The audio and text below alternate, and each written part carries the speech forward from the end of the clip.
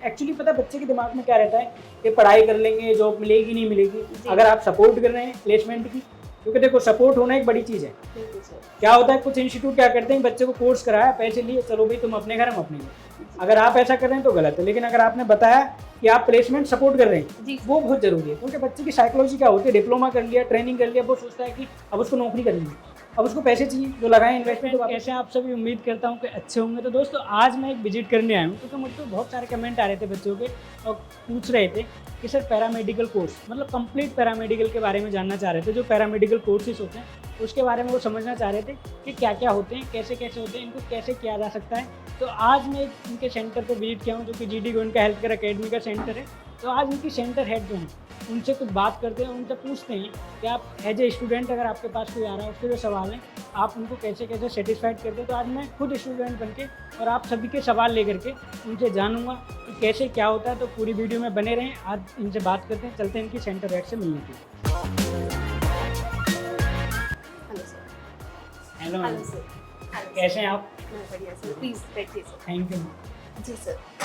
Ma'am. तो आज मेरा जो आना हुआ है यहाँ पर GD Goenka health care academy में, मेरे पास कुछ बच्चों के कमेंट आते हैं जो रूटीनली आते हैं कि क्या क्या एलिजिबिलिटी होनी चाहिए अगर हमें पैरामेडिकल लाइन में आना है। तो आज मैं सिर्फ बच्चों की तरफ से आपसे जानने के लिए आया हूँ। आप सबसे पहले मुझे ये बताइए कि आप कराते क्या क्या हैं? Sir GD Goenka health care academy 3 तरह के कोर्सेज कराता है, जिसमें सर्टिफिकेट कोर्स, डिप्लोमा कोर्स और डिग्री कोर्सेज कराए जाते हैं। अब जैसे आपने क्वेश्चन किया कि कौन कौन ये कोर्स कर सकता है, तो हमारे पास 10वीं का बच्चा, 12वीं का बच्चा ये कोर्स कर सकता है, ग्रेजुएट बच्चा ये कोर्स कर सकता है, जिसमें चाहे वो किसी भी स्ट्रीम से है, आर्ट्स, कॉमर्स, साइंस, किसी भी स्ट्रीम का बच्चा ये कोर्सेज कर सकता है।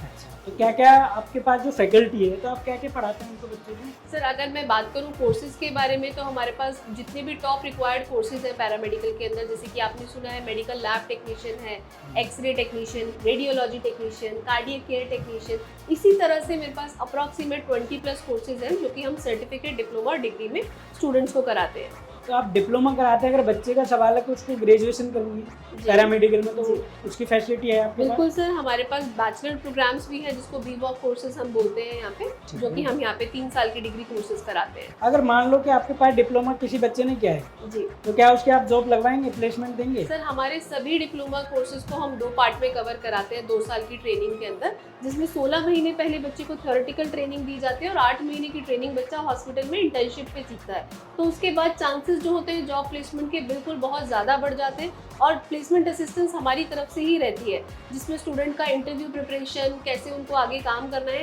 सारी चीज़ें हमारी तरफ से तैयारी करके भेजा जाता है। और मैम ये बताइए, बच्चों के सवाल भी रहते हैं क्या आपके यहाँ से करने के बाद गवर्नमेंट जॉब लगेगी? सर देखिए, हमारे जितने भी डिप्लोमा, सर्टिफिकेट एंड डिग्री हैं वो सभी UGC रिकॉग्नाइज्ड है। हाँ। तो आगे चल के अगर स्टूडेंट गवर्नमेंट जॉब के लिए अप्लाई करना चाहते हैं तो उनके डिप्लोमा डिग्रीज वैलिड हैं।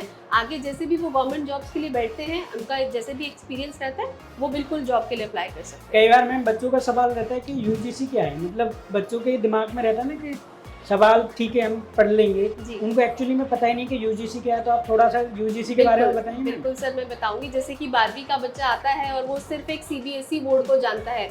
इसी तरह से जब हम हायर स्टडीज़ में जाते हैं, ग्रेजुएशन लेवल पे या स्किल डेवलपमेंट कोर्सेज करते हैं, तो प्रॉपर एक गवर्नमेंट बॉडी बनी हुई है यूनिवर्सिटी ग्रांट कमीशन, जिनके थ्रू सारे कोर्सेज रेगुलेट किए जाते हैं, जो कि प्रॉपरली एक कोर्स का प्रॉपर स्ट्रक्चर क्या रहेगा, बच्चा क्या क्या उसमें पढ़ाई करेगा, आगे चल के वो क्या रिकॉग्नाइजेशन होगी, वो सब UGC से अप्रूव्ड रहता है। जितने भी पास आउट स्टूडेंट्स हैं वेल सेटल्ड जॉब में काम कर रहे हैं, अच्छे रेप्यूटेड हॉस्पिटल्स में काम कर रहे हैं। मतलब आपने प्लेसमेंट कराए हुए? बिल्कुल सर, प्लेटफॉर्म हमारी तरफ से 100% सभी स्टूडेंट्स को दिया जाता है। बहुत अच्छी बात है तो, क्योंकि प्लेसमेंट एक्चुअली पता है बच्चे के दिमाग में क्या रहता है कि पढ़ाई कर लेंगे जॉब मिलेगी नहीं मिलेगी। अगर आप सपोर्ट कर रहे हैं प्लेसमेंट की, क्योंकि देखो सपोर्ट होना एक बड़ी चीज़ है।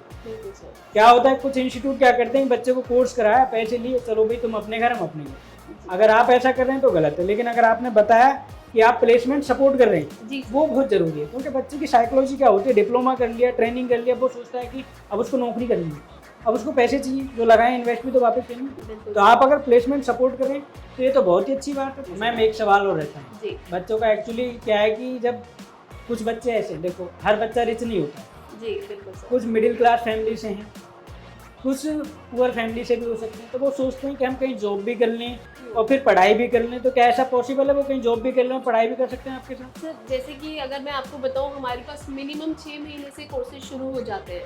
तो आप ये मान के चलिए कि 6 महीने के बाद बच्चा जॉब के लिए तैयार है। बट जैसे आप खुद भी हॉस्पिटल में वर्किंग है, कोई भी हॉस्पिटल बच्चों को डायरेक्टली विदाउट एक्सपीरियंस जॉब नहीं देता है।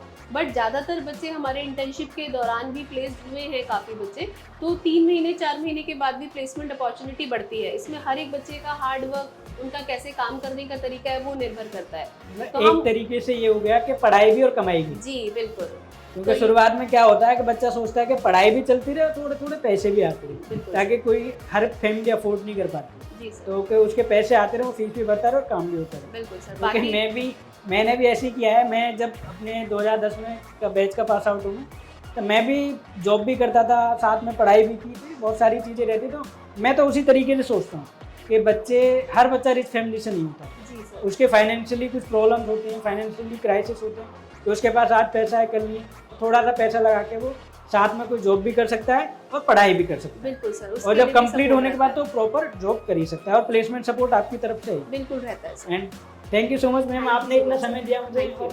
काफ़ी मुझे लगता है काफ़ी हमारे बच्चों के डाउट्स क्लियर हुए होंगे। अगर फिर भी कोई डाउट्स बचा तो कमेंट बॉक्स में ज़रूर बताएं, हम उसको भी क्लियर करेंगे। And thank you so much for watching this video. Thank you.